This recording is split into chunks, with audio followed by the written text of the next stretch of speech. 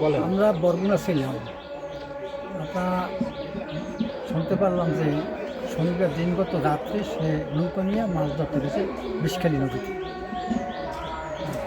আর আনুমানিক রাত 2টার দিকে টুলি গেছে, শুনলাম 2টা টুলি গেছে, ব্যাপারে নাকি নৌকাটা ফালাই গেছে, তলাই গেছে।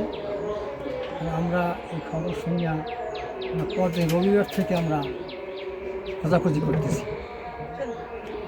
4-5টা ট্রলার নিয়ে আমরা পাথরঘাটা পর্যন্ত এবং এই ফেরিঘাট পর্যন্ত আমরা খোঁজাখুঁজি করছি। এখন পর্যন্ত তার খোঁজ পেতেছি না।